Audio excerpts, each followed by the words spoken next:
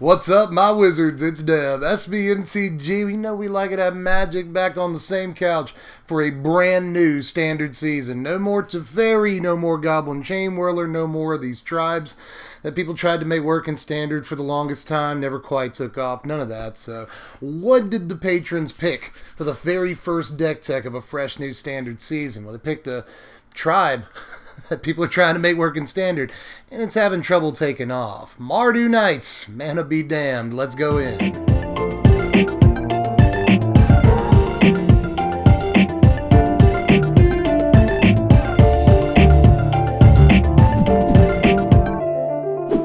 And we're back, and we picked up a guest. Ziggy's here. Rejoice. I know that's why you came. But just in case you did come for Mardu Knights, I know some of you probably did, let's talk a little bit about that deck and how we arrived at the list I'm going to show you before I actually show you the list. I stressed out a little bit over this one. After the patrons picked it, knew it was going to be the first deck tech of the season. We got to set a precedent here. I want to bring you a good deck, but the standard sort of rote Mardu Knights deck that I could show you today, it's basically this list right here, just hasn't really provided a whole lot of success for me or many of the other people who have tried it out, so I wasn't sure. That was the list that I really wanted to put my name on. Instead, I've got a list that's a little bit different than some of the stuff you've probably been seeing go around, but it was nonetheless a tough decision to actually pull the trigger on the list I'm about to show you. In fact, I don't know if you probably see this on my freaking forehead. That's because for the last couple of days I've been like, oh my god, like agonizing over this decision, and I have done this to myself. So if you don't think that any care or thought or emotional labor is put into these videos, the proof is in the pudding. I have hurt myself somehow by going, oh, for the last like 3 days. So I hope that you enjoy this Mardu Knights list. It is the one that I've had ultimately the most success with. And actually, just one more quick thing before we jump into this big list here. I'm a YouTube guy. I have to do this. I apologize in advance. Don't worry. Ziggy will be back. I know he's leaving. But don't freak out. He always comes back. Now, if you want to reward that emotional labor that I put into my content, all that I was talking about a second ago, just hit the like button real quick. Helps me out more than you can imagine. Puts me in more recommended feeds. It's a nice thing to do for you, boy. But you can also subscribe to the channel and check out this deck list on TCG Player. First link in the description to pick up any pieces that you need. That's super low TCG Player prices. Or you can also hit the link in the description to go to Patreon if you want to support the channel. Just $1 a month will help you pick what decks we even do around here. And actually, into the video, if you stay tuned, there's going to be a little sneak peek as to what decks are even going to be in our next Patreon poll. And if you're interested, just throw $1 in the Patreon pot. You can help pick what decks we do. But, spiel over. I'm done being a pitch man. Let's actually talk some Magic here. Now, to start things off, I'm going to throw this deck list back up on my right here, your left, so that you can check this out for just a second and we can go over a couple of things. I think, personally, this deck is just much too mid-range for this format right now. In other words, it's just not fast enough. A very important thing to remember is that at the beginning of formats, often the fastest deck wins. So Acclaimed Contender seems like a really sweet card advantage piece, and it is, but it's just not fast enough. Murderous Rider, probably the most high-profile knight right here. It's just not fast enough. These kind of mid-rangey knight decks just haven't been cutting the mustard so far in this format, so all of that information has led me to a deck that has attempted to streamline things as much as possible. So with that in mind, I think the card I'm going to start by showing you today is Stormfist Crusader, because a lot of what this deck is trying to do, in some ways, revolves around this card. Now, not every Mardu Knights deck you're going to see even plays Stormfist Crusader, and I can understand why. A lot of the Knights decks that you've seen have been trending closer to the mid-range end of the aggro spectrum, and decks with a bunch of, 3 and 4 drops kind of have a hard time leveraging the card parity that Stormfist Crusader provides. It's not card advantage by any stretch. Your opponent gets the cards too. But if we can go really fast here, we can leverage that card parity much better than our opponent, and therein lies one of the secrets to this deck. This is a 3-color aggro deck, and drawing more cards will at the very least help us get the colors that we need, but it also provides a piece that draws us cards in our aggro deck, and that's really important. In a way, it's better than cards like Acclaimed Contender or Experimental Frenzy even, because we get it down so early in the game, and we start getting the cards that we need to see at the point in the game where it still matters, right? If you see the cards that you really need to see on turn 6 or turn 5, it's just not that big of a deal. But if you go ahead and get Crusader down in your fast aggro deck on turn 2, well then drawing those 2 cards is going to be a huge deal, because by the time you draw 2 cards off of it, it's only turn 4. So, I mean, it really matters that you're drawing cards quickly with a card like this, as opposed to kind of more dirtily draw a card effects in your aggro deck. So it's got that going for it, but it also provides you damage every single turn. It turns on Spectacle for what that's worth, and it is worth something in this deck, but it's also just worth free points of damage in an aggro deck, and there's nothing wrong with that either. But moving on, there's another card that I kind of didn't think I would love when I started building this deck, but I am nonetheless infatuated with it. You could even say I'm smitten with this Sword Master. All 4 copies of this. When I was first building this deck, it was 0, and it was 2. Once you play 2, it's like potato chips. You can't just have 1 or 2 in a game. I mean, you want to draw this as much as you possibly can. It's good almost no matter what point in the game you're playing the card. Like, it's worst on turn 2, where you're officially just kind of, you can't just get a Child of Night, and like, it's not great in that capacity, but sometimes even on turn 4, this can do like a Lava Axe worth of damage for you for 1 mana. When you curry favor. It's kind of insane, and if you draw it on like turn 8 or 9 off the top of your deck against the deck that's not really playing sweepers, you know, then suddenly this just hits for like 7, 8 damage some of the time, and just picks up the game for you right there. I mean, you want to talk about reach in the late game? This is one of the better top decks in this whole list. It's a really good card that I like a lot more than I thought I would at first, except I guess the only problem with I have is that it kind of makes me hungry. Like, I wish someone would do me a curry favor. But so far, I promised you a fast deck. And I've given you a couple of fast cards, but we really need to be able to get on the right foot starting on turn 1. So we're playing 12 1-drops in the stack, and they're all different colors. It's kind of the most dangerous aspect of this deck, but we do have a land that really helps tie the room together really nicely. So let me show you these 3 1-drops real quick. We're going to play all 4 copies of Fervent Champion, 4 copies of Knight of the Ebon Legion, and 4 copies of Venerable Knight. Again, mana be damned here. We have to play all 3 of these because they're all just perfect, amazing cards for this deck. Knight of the Ebon Legion might be the slowest, but it does have the best long game, you know, potential out of any of these 3 cards. And it's a mana sink, which this deck desperately needs on turns where it draws dead or draws a land or whatever. So really important to have that, and it grows over time. I mean, just doesn't have the best stats to start out, but boy does it pay off in the long game, so I'll take that all day, and it's not too hard to start putting +1/+1 counters on it here. Fervent Champion,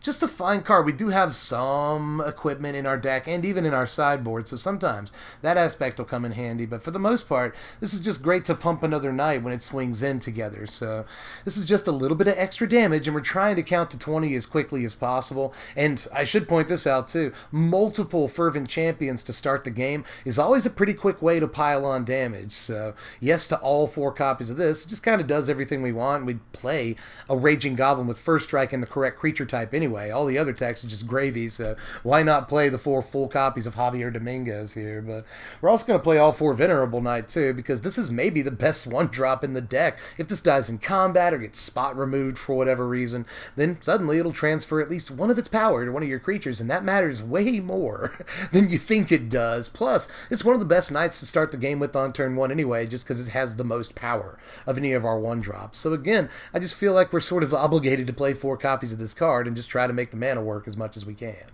But to finish off the creatures in the deck, believe it or not, we've hit 24 knights with Inspiring Veterans entry. Now, of course, we're going to play all 4 copies of this. We really need a Lord effect. And even though these never quite made the Merfolk or Vampires deck strong enough, well, I guess Vampires were strong towards the end of the format, but it wasn't because of Legion Lieutenant. I mean, you can really put together some huge power plays very early in the game, and a lot of that is due to Inspiring Veteran. No-brainer, play all 4. But there are some spells to cover in this deck, in case you didn't know. That's how Magic decks are constructed. So we're going to play 2 copies of the Circle of Loyalty here. Just the 2. I don't think we need too many more. You know, Creature Factory is always going to be decent against those control decks or just any deck that carries sweepers, because they are the bane of our existence. So I want at least a couple of copies or a couple of slots in the deck devoted to fighting sweepers. And this card does that very well. But while we have a bunch of knights on the board, it's pretty sweet in that instance too. But I don't really want to play too many of them, especially considering we can't tap Tournament Grounds to help cast this card. I just don't want it to gum up my hand too much. But the legendary artifact that I like a lot more is Berkley. We're only going to play 2 copies of this too because, again, it's legendary. Under most circumstances, it costs a buttload of mana, but very often this will just lead to wins on turn 4. I mean, there's a couple of ways we can get turn 4 wins, but most of them involve a bunch of early game creatures into an Berkley just dealing all the damage. And if we do get swept at any point in the game, again, this is really good protection against them because all we have to do is play one even halfway decent creature and suddenly it's swinging in for 4, 6 more damage. It's just ridiculous what this thing can do. It turns out a Temur Battle Rage that sticks around even if they kill the thing that it's stuck to is it's a good magic card. But again, I don't want to play too many copies of it, and it's not self-mitigating in the way that a card like Circle of Loyalty is. You can just play another Circle of Loyalty on top of an existing one, and it just kind of converts into a 3/3 knight. But that's not the case with Embercleave. If we draw more than one copy, that might just be a dead draw. So I don't want to play too many of this, but do know that it is one of the best cards in the entire deck. This is where things take a bit of a turn. Now, I'm playing 3 copies of Conclave Tribunal in the deck because there are just too many, Okos and Fairies and Golos and other Planeswalkers and high-impact creatures in the format right now that you really want to deal with on side if you possibly can, and for a good rate if you can. So Conclave Tribunal goes in the deck, and I don't really think that it's too off the wall or anything, but what might throw you for a little bit more of a loop is our Spectacle package, because I'm playing 4 copies of Skewer the Critics in the deck, along with 2 copies of Light Up the Stage. There are going to be plenty of times where I really would like to draw 2 cards for 1 mana, so Light Up the Stage goes in, but again, I don't want to overdo it too much, and we've already got Stormfist Crusader to provide a little bit of card parity.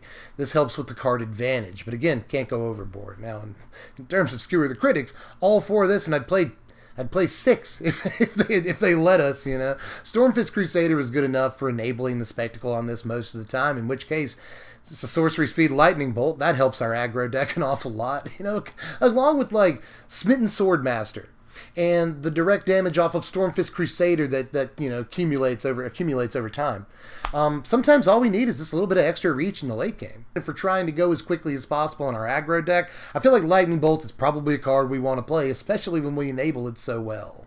Now let's take a look at this mana base right here. We ended up 15 red sources. We got to have a couple of more red so that we can cast things like Skewer the Critics and Light Up the Stage without tapping one of these Tournament Grounds, because we can't tap Tournament Grounds to cast those cards. So we've got a few more red sources, or at least one more red source than the others, because we also have 14 black and 14 white, and a lot of that comes from Tournament Grounds. Again, sometimes it's a little bit tough to cast Circle of Loyalty, given that you can't cast Tournament Grounds to do it, but we do have 10 white sources to help with it just in case. For the most part, though, the mana was nowhere near as bad as I expected it to be. 15, 14, 14 is pretty decent, even in a deck that's trying to get, 3 different 1-drops of different colors. I mean, I really expected that to be a huge headache, but it's nowhere near as bad as I originally thought it was going to be, and that's all thanks to Tournament Grounds. Pretty much the best land in the deck, but we've also got one of these rare lands from Throne of Eldraine. Castle Locthwain is another card advantage piece, and there's nothing wrong with that, although it technically requires 3 black sources, and that's kind of tough, because you need Locthwain and 2 other black sources. Same thing with the other ones, though. Ardenvale basically requires that you have 3 white sources out, but it's always going to be good, again, against these control decks that sweep the board, to have a piece like this, and this has saved our bacon more than once, so definitely play Ardenvale. But Embereth, I'd be embarrassed if this card wasn't in the final deck here, because sometimes this is gonna, we've got a bunch of, 1, 2, 3 power knights in the deck at the end of the day, so something like this will really help out if we want to get a big attack step in and still make our little guys valid in the mid and late game. So yes, at least one of all of these rare lands too. Now, I've been back and forth on the sideboard a few times how exactly we want to use these slots, and I'm still not convinced that it's entirely optimal, but it's still more than serviceable. We definitely need some number of duress, to my mind at least, to help against these control-y decks. We not only want to get the sweepers out of their hand, but any other problematic cards they might play against us, and honestly, duress is one of the best plays in Standard right now against a turn 2 Oko. Turns out, best way to deal with turn 2 Oko is just don't let him get it in the first place, so at least some number of duress in there. Noxious Grasp, incredible. Not only against Oko, Teferi, a bunch of other cards that people are playing right now. This will almost always find a target, and honestly, I think you could make an argument for this card in the main deck right now. Meanwhile, there's also a couple of Midnight Reapers. This is technically to help us against sweepers. I'm telling you, this won't be the last time I mention it. We're very bad against Deafening Clarion, Cry the Carnarium, Witch's Vengeance, whatever sweeper they're playing against you. We're bad against it. More or less, you can guarantee that. So it's nice to have something that can draw a bunch of cards if we do get swept, and just draw cards here and there in Wars of Attrition and such. And it's a knight, too, so you got that going for you. But Sorin, Vengeant Bloodlord. This could also possibly be in the main deck if we were trying to play a little bit more mid-rangey. As it is, I don't think it goes in the main deck considering we're trying to go so fast, but in wars against other aggro decks, this can be a fantastic card for all kinds of reasons, not only the lifelink, but also helping bring back creatures that have died in combat or to spot removal. Always a nice thing to be able to do with Sorin, and it puts them on a clock too, so love this card in the sideboard, but I don't think it quite goes in the main deck of a deck that's as aggressive as we're trying to be.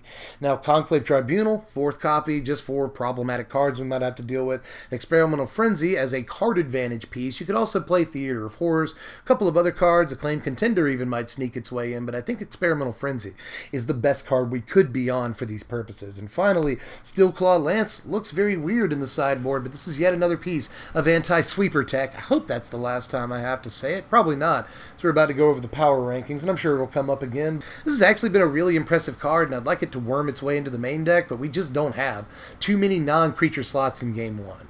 But we're not at the power rankings quite yet, because I'm not done talking about cards. I've got to talk about a bunch of stuff we didn't play, because Knights is thick with like 8 Cs. It's got a bunch of options for cards to play right now, but honestly, a whole bunch of these cards just look too slow for the strategy that we're playing. And I've already talked about Contender, Murderous Rider. You're sick of hearing about those, but stuff like Black Lance Paragon, Order of Midnight, Foulmire Knight, these all look a little bit too slow for what we're trying to do here. And in these more mid-range decks, cards like Foulmire Knight and Order of Midnight, I've already proven that they're good in like Golgari Adventure. But they're not really the steez that we're looking for in our deck specifically. Even cards like Oathsworn Knight, it has good stats, but it's a little too slow, doesn't do enough. Wintermoor Knight, or Wintermoor Commander, probably mostly a draft and sealed card. I don't as much like it in a deck like this. But there are some things I'd be a little bit more interested in playing that we didn't actually play, like Worthy Knight. Really like to give this more of a shot. It can produce a bunch of creatures over the course of a game, but we're already too soft to sweepers, and I didn't want to exacerbate that problem anymore by devoting slots to this card. Knight's Charge is $20 right now. It's ridiculous how much this card costs, and I feel like it's a little bit low impact for what we're trying to do. I'd much rather just play a creature on turn 3 that we can swing with rather than an enchantment. And there's other stuff, you know, Corpse Knight I'd like to try out, but I think our 2-drop slot is a little bit jammed up right now. There's a bunch of stuff. Rimrock Knight is probably perfect for this deck, but again, a little low impact compared to the other stuff we have in the 2-drop slot right now.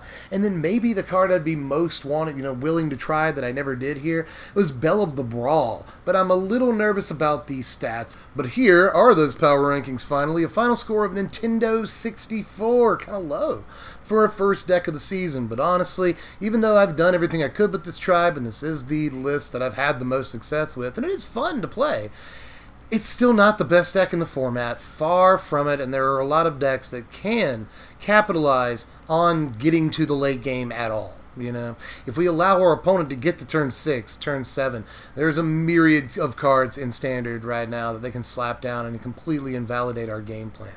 I'm not sure that aggro is where we want to be right now, especially a 3-color aggro deck that occasionally falters to the mana, and there's just nothing you can do about that. But if you are going to do it, Mardu Knights is the best way. It's not like we didn't pick up a bunch of games with this thing while testing for this deck and doing research and all that. We threw a bunch of different stuff at the wall, and again, this performed far better than the sort of typical proto list that you see floating around the internet right now. Now, like I said at the beginning of the video, if you want to check this deck out, you can check the deck list in the description, very first link you come to down there, and go over to TCG Player. But if you want to see the deck in action before you buy, I will be playing this deck on camera in the next couple of days. I'll have that video out for you. So if you don't want to pull the trigger quite yet, you want to see what the deck can do, I fully understand that. I will have gameplay out of this deck really, really quickly here, sometime soon this week. So again, if you want to see the deck in action, you're going to be able to do just that. That's why I didn't do gameplay stuff for this deck. Let me know how you feel about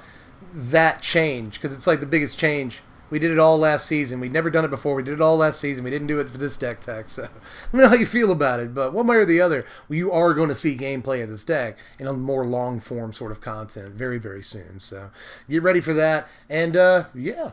Just let me know how you felt about the deck at large and the direction that we took with it. Because again, it's a little bit different than you're going to see for the most part what people are putting together this season. But if you want to see something else that's pretty different from the normal Knights build, then I'm going to leave a link in the description to Alias V's Knight deck. She put together Mardu Knights too. Got some gameplay with it, does really well with the deck, and it is far off the beaten path. Even more different than what I did. She is leveraging Glass of the Guild Pact in her deck to get some real value. It is actually a really sweet build, and if you want to see another, even more out there build of the deck, check out the link in the description, go over to her channel and check it out. But I'm pretty sure I'm done with this one for now, so like I said in the beginning, just do all the YouTube stuff. Like, share, subscribe if you haven't done it. Check out the Patreon, help vote on what decks we're going to even do next, and in case you wanted to know what those decks are going to be, the next decks we're going to vote on, sir or madam, are Abzan Adventures, going to be on the Patreon poll.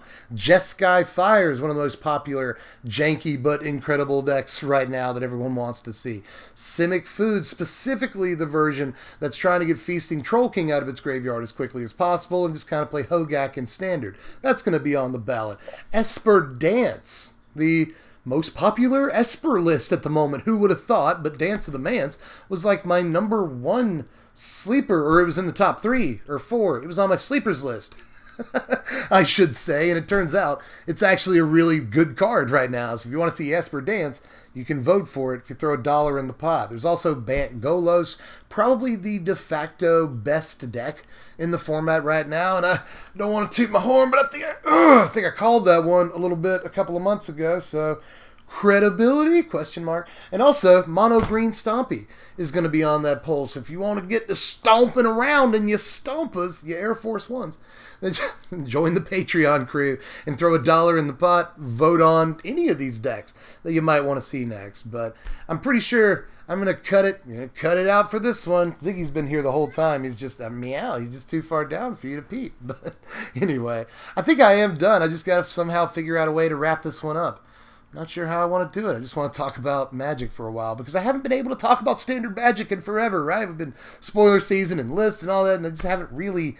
I've been really wanting to sink my teeth into a deck, and I'm glad y'all picked Mardu Knights first. It's a fun one to profile, and it had a lot of different directions to go in, and I had to do a lot of thinking about it, if you can't tell from this outrageous mark on my forehead. But in any case, just do all the YouTube stuff, all the Patreon stuff, and check out the deck list in the description. Go over to TCOG Player, do the things, and I will catch you cats later. I'm Dev from the place. Thanks for watching, my wizards. Spread love and be kind.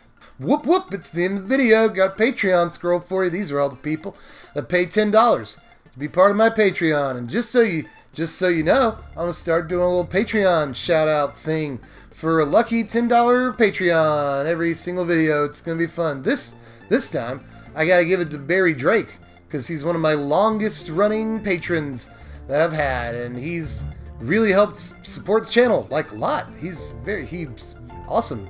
He replies to stuff. You know, I see Barry around here a lot. He's in the comment section. He's a good dude. Barry's awesome to me, and I want to shout him out because he's a really awesome patron. So there you go, Barry.